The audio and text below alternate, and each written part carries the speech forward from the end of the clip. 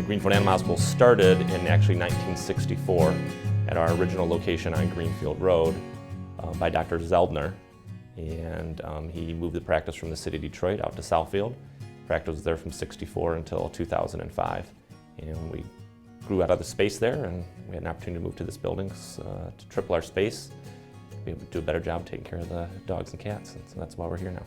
When Greenfield Animal Hospital was built, there was a national organization called the American Animal Hospital Association who set higher standards that they thought all practices should aspire to. So when I was at Michigan State, I was actually the representative for my Class 2 AAHA, and it was important to me that I did go to an AAHA hospital. And so right from the get-go, the standards were set very high. Dr. Zeldner, even to the day he left, cared more about his practice than anything. It was basically defined who he was, and I thought he set an incredibly good example, and so that's the example that we have followed. So there are many, many good practices in metropolitan Detroit. Those of us that go through the certification are considered to be in the top 15% in terms of quality, diagnostic ability, equipment, facilities. So that's what I hope separates us from everyone else.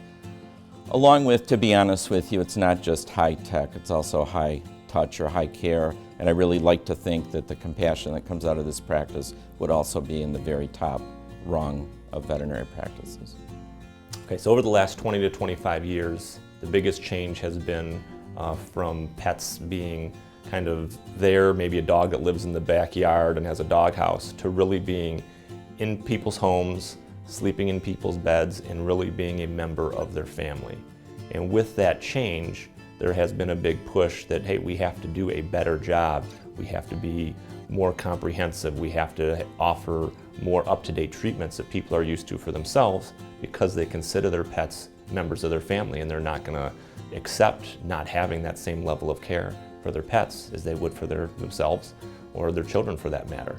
And so we've had to invest in a lot of technology, and we've had to invest in a lot of very good qualified people to work for us that are able to supply that level of care and that level of medical treatment for those pets.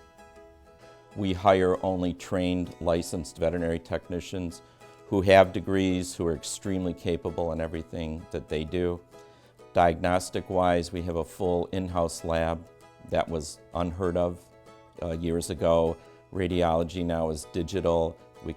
With a patient, we can print a CD for the owners to actually take. If they need to be referred to a specialist, we can email radiographs to specialists. They can give an opinion on it. So really, every step of the way, we try and be current or cutting edge with what we do. I think one of the best things that happened that we didn't necessarily even realize when we moved from our old location to this location was increasing our space a lot. Really helped the stress level of our patients when they come in. We don't have everyone jammed close together. You know, dogs and cats that are real close to each other where they are nervous. We have a lot more exam rooms. We can get people out of the lobby into the exam rooms without having to wait and see a lot of other pets come in and out. And that's had an effect of being much more calm for our patients when they're here. They get a chance to kind of be isolated just with their owner. They don't have a lot of other noise and action going around with them. So that's helped out a lot. And we just try and evaluate each patient individually and see how they're going to respond best. You might have really timid cats that you need to work really slowly with and not make a lot of loud noises or anything like that. And we have other dogs that are very, very excited to be here and jumping around, and with them it doesn't take a whole lot. They're happy to be here anyway, and they'll just jump right up on the table and have you take a look at them. So you have to take each individual patient, you have to evaluate their behavior and their personality, and make sure you approach them in a way that is going to make them feel the most comfortable when they're here. We try to be as efficient as possible to keep the wait time down for our clients and our patients. The least amount of time that a patient waits, the less anxious they tend to be. We greet them very warmly by name and offer treats throughout the visit to keep the experience positive as possible. Because we came in here for an initial consultation, and we just hit it off with the staff. We love Dr. Byron, Dr. Hood. The whole staff here was so extremely helpful and accommodating. And at the time that we came here, Bailey had just recently been diagnosed with diabetes.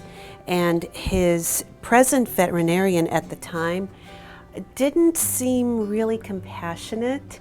So when we came here, we were inundated with the care that they gave him. And we've been coming here every day ever since. And I think this was probably about 5 years ago. And he gets an insulin shot every single day, along with 3 drops in his eyes, sometimes in his ears. And we're very, very fortunate to have him just a mile away from the house. One of the reasons why I've stayed with Dr. Byron and Dr. Hood for so long and have never even attempted to go somewhere else is the quality of service. It's almost like you become an extended member of the family. They are very concerned about your animals. They call all the time to check to make sure, to remind us to bring them in for their vaccinations and when they need their teeth cleaned, just as if they were a human patient.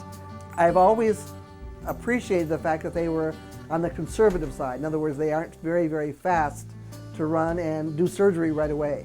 They're willing to work with you and try different methods to help cure whatever illnesses are bothering your animals there first. And I've always appreciated that. Well, since we've been patients for almost 14 years now with Maddie, we've had everything from the annual well visits. We've learned that dental care is very important, so we've had her teeth cleaned a few times. She gets her nails clipped here. I mean, pretty much everything we need, we come and come here to the doctors. So she's been pretty healthy so far, which is great. You know, the whole team is very strong. I don't have a doctor preference. No matter who's here, they're always friendly. They're always happy to see her. They take good care of her. They take time with us in the exam room. They explain a lot of things to us in easy to understand terms, and talk about preventive care and how important it is to keep her healthy, keep her weight down, keep her teeth in good shape, and it's made for a nice long life for her. Yeah, I think we probably overwhelm people at times, probably trying to give them information. We want people to know everything that they have available for their pets here. We want them to have good information.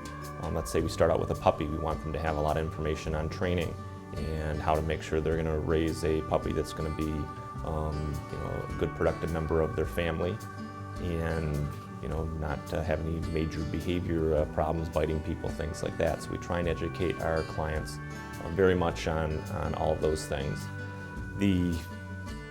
Our regular annual preventative health care visits are going to be a lot more focused in on client education, of talking to them about all the things that we note on their exams that they need to do, and then hopefully providing them feedback and information that they can take home so they don't necessarily have to remember everything that we talked about.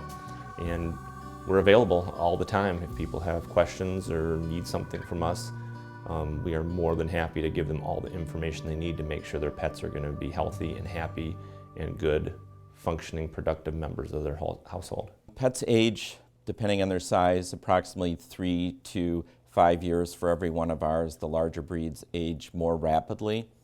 So it'd be like a person only going to the doctor every 3 to 5 years. That's not going to work long term. If we see a patient who's under 7 once a year, we feel we are providing good monitoring and observations of that particular patient. Once they reach 7 years of age, we do like to see them every 6 months. If I think back to when I was in school 20 years ago, we didn't talk that much about dental health. It was a situation where, okay, dogs and cats come in, they're having a problem, their teeth are uncomfortable or unhealthy, and then you're doing something about it and being very reactionary to that. Where now we really try and take a much more proactive approach to that, and we're going to evaluate pets' teeth when they're in for any of their exams, and we're going to talk to people about doing preventative health care and bringing them in when they are needing a teeth cleaning and some periodontal treatments, as opposed to coming in and pulling a lot of teeth. In my opinion, as a pet owner, the most important thing you can do is to be observant. Over time, by being observant, you will learn what the norms are for your pet, what normal behaviors are. And when they're abnormal, there's generally a reason for that. For example, is your pet drinking more water than they used to? Are they having urinary accidents now? Are they not eating as well as they used to? Are they picking up their food but dropping it like their teeth might be hurting them? It's just the more you watch them, the more you see them, the more you know them, the faster you're going to pick up things that are abnormal. So to me, that is the most important thing, is to be an observant pet owner.